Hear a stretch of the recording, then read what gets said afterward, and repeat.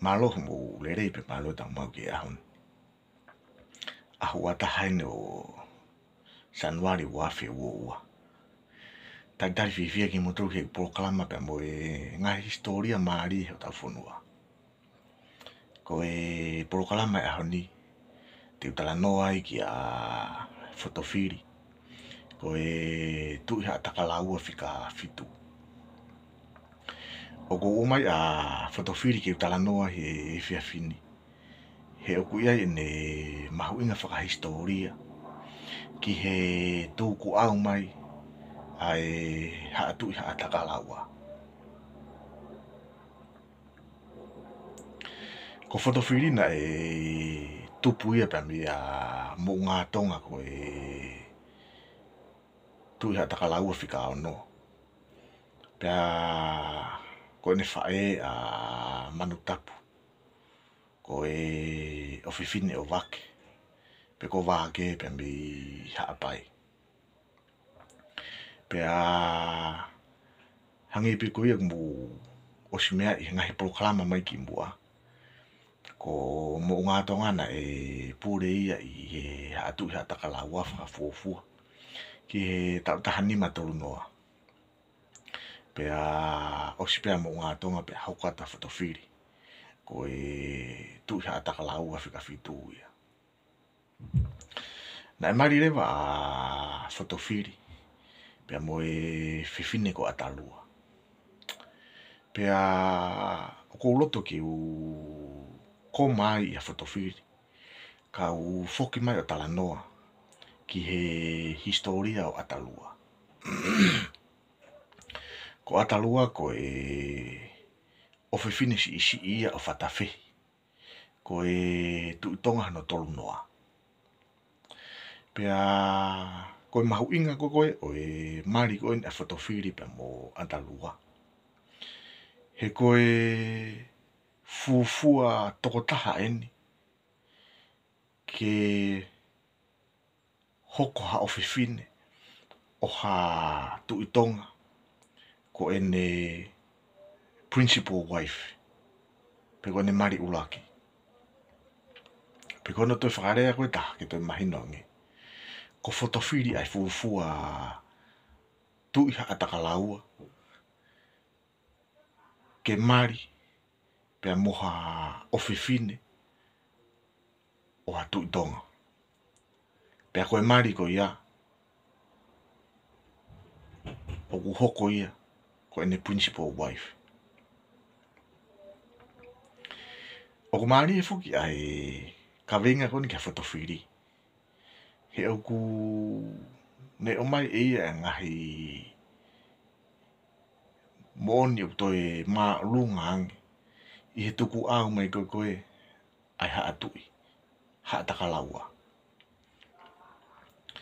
hangi pe koe na kosi whakahoko te ngahi proklama ki mua koe tamai a fotofiri a mo ngā tonga ko ia na ane elevate ai tu ha atakalaua o nau revolo tatau pe mo tu tonga o nau hoko ko yongo ha tu top tapu kai hoko atu he tu hi fo ia ai ngau mai fonua ko mo ngā tonga ia ai tamai a fotofiri na ane hanga kakei pe na ane teke ai langi o ha tu ha atakalaua ki fo i revolo ko ia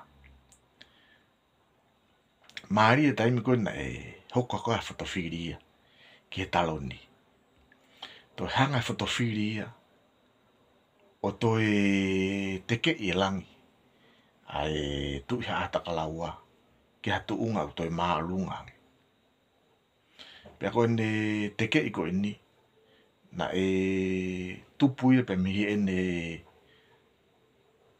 mari pe mo atalua koe o whiwhine o whatawhi ko tu tonga na tō noa ai.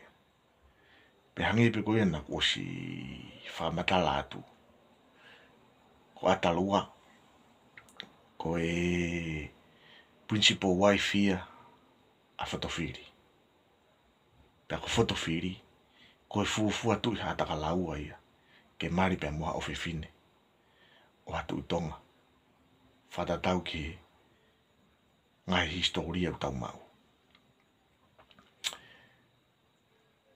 Nai whaere rewa atalua ia a waea ko tuiha ataka laua whika walu ia. Pea te tu hoko te proklama hoko ki historia a waea. Ka koloto ki u whama apopo tau ki proklama no he whiawhini ake ngahi poini koni. Ulua ki ko mo ngā tonga ai eiki a whatowhiri. Ai tu I haataka laua whika ono. Ko ia na ane elevate ai tu I haataka laua o nau level ta tau mpe mo tu tonga. O hoko koe haa tu top tapu. Ko taimi koe nai mai ki a whatowhiri. Toi whakahako e whatowhiri pe mo ngahi ririu maari. Mo ngahi mea fo ou. Ngahi e poki fo ou. Hoko whatowhiri koe fufua tu I haataka laua ia. Ke mari moha ofifine o hatu tonga. Pea neongo na mari a whatowhiri pea mo atalua ko ofifine si isi I ia o whatawhihi. Ai tu tonga no tau noa. Kana hoko atalua ia ko principal wife ia a whatowhiri. Pea ko whatowhiri ia na ne tohi he tau historia. Ko fufua tu I haataka laua ia. Ke mari pea moha ofifine o hatu tonga. Pea koe poin whaos ke whamau ke tau po kalama e whiawhini. O ku haa mai pe mihe mari a whatowhiri pe mo atalua. Ko hoko ai tu I haataka laua pe mo tu tonga o kuna equal status. Tatau na langi langi. Tatau na ngeia. Tatau na mawhai.